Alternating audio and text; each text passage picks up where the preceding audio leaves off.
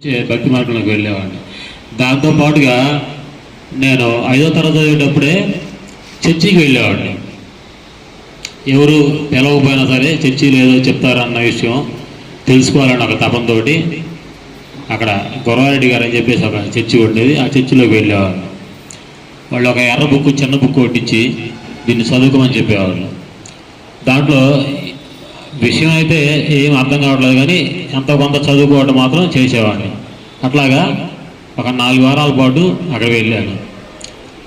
ఏం అర్థమైందో ఏం అర్థం కాలేదో తెలియదు కానీ ఈ చర్చి కాదు ఇంకో చర్చి పోదాం, ఇంకా పెద్ద చర్చి ఒకటి ఉంది ఎస్ఐ కాలనీలో, అక్కడ బాగా చెప్తారంట అని చెప్తే అక్కడికి వెళ్ళాను. అక్కడ కూడా 4 వారాలు వెళ్ళాను. అప్పుడు అంతా కానుక పావల ₹10 అట్లా వేసేవాళ్ళు, నేను కూడా పావల అట్లా వేసేవాడిని. ఎక్కడైనా కానీ బాగా ఆనందంగా ఉంది, వాళ్ళు ఏదో చెప్తా ఉన్నారు వింటా ఉన్నాం బాగుందని మాత్రమే తెలుసా అన్నమాట. అక్కడ ప్రార్థన చేయడం అంతా కూడా అక్కడి నుంచి ఆ చిన్నప్పటి నుంచి కూడా ఆ భక్తి భావంతో పెరుగుతూ ఉండేవాడిని. 10th క్లాస్ అయిపోయింది, ITI అయిపోయింది. ఇక ఉద్యోగం ఏమి రాలేదు కాబట్టి వ్యవసాయం చేస్తూ నా ప్రయత్నం నేను చేస్తూ ఉన్నాను అన్నమాట. వ్యవసాయంలో 10 ఎకరాల పొలంతో పాటుగా ఎద్దులు అట్లా ఉండేవి అన్నమాట. ఈ పిరమిడ్ ధ్యానంలోకి 8 సంవత్సరాల క్రితం వచ్చారన్నమాట. ఈ ధ్యానంలోకి రాకముందు మన కొండమూడి కోటిరెడ్డి గారి ఆశ్రమంలో ఆయన దగ్గర ఉన్న ఆలోచన కూడా ఎప్పుడు ఎక్కడా చేయనమాట. ప్రతి ఒక్కరి సహాయ సహకారాలతో అని మాత్రమే నేను ఎప్పుడు కూడా చెప్తూ ఉంటాను, ఆ విధంగానే ఫాలో అవుతూ ఉంటాను తప్ప నేను అనేది 1% కాదు కదా, 0.5% కూడా ఎప్పుడు కూడా అట్లాగా తీసుకోవడం చేయను.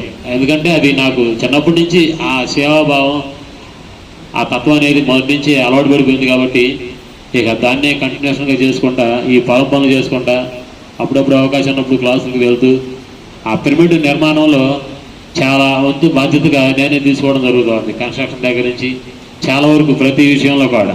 అక్కడ గమ్మత్తు ఏంటంటే పొలం పని చేసేవాళ్ళు ప్లస్ వ్యాపారస్తులు వీళ్ళిద్దరితోటి సమన్వయం అనేది చాలా కష్టంగా ఉంటుంది. వ్యాపారం పల్లెటూరులో ఎప్పుడు ఎక్కువగా ఉంటుంది, సాయంత్రం ఉంటుంది. ఉదయం 1 గంట 2 గంటలే ఉంటుంది, మిగతా సమయం సాయంత్రం 6 లేదా 7 5 తర్వాత నుంచి ఉంటుంది. కానీ ఎక్కడికన్నా చందాలకు వెళ్ళాలన్నా ఏదన్నా చేయాలన్నా సరే ఆ టైమింగ్స్ అనేది చాలా కష్టంగా ఉంటుంది అన్నమాట కుదరటం అనేది. అయినా కానీ ఆ సమన్వయంతో అడ్జస్ట్మెంట్ చేసుకుంటూ ఇంతకుముందు మనకి ఇంజనీర్ గారు ఏం పేరు సార్ ఆయన పేరు చంద్రకాంత్ గారు చెప్పారు స్టార్టింగ్లో, ఎప్పుడైతే పిరమిడ్ శంకుస్థాపన జరుగుతుందో అప్పుడు చెప్పారు, నాన్న పిరమిడ్ కట్టడం అనేది అంత ఆసమాసి కాదు, మాన అవమానాలు ఎన్నో భరించాలి, అవన్నీ నువ్వు ఈ పిరమిడ్ క్లోజ్ అయిపోయేలోపు తప్పకుండా అన్వేస్తానని చెప్పి అని చెప్పడం జరిగింది.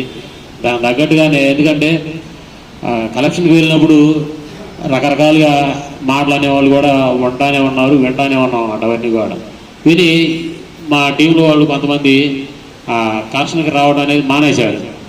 ఎందుకంటే అడుగ్గానే ఇవ్వాలనే రూల్ లేదు కదా. వాళ్ళు అట్లా అన్నప్పుడు వీళ్ళకి కాస్త మనసు నొచ్చుకొని వాళ్ళు రావడం మానేసినా సరే అట్లానే మక్కువ దీక్షతోటి దాన్ని ముందుకు తీసుకువెళ్తూ చేయడం జరుగుతూ ఉందన్నమాట. ఎన్నో అవమానాలు వాటిని ఎదుర్కోవాల్సి వస్తున్నామాట అక్కడ. అయినా కానీ దగ్గరుండి ప్రతిదాన్ని ఫేస్ చేసుకుంటూ ఆ పిరమిడ్ని అక్కడ దాకా తీసుకెళ్ళడం జరిగింది.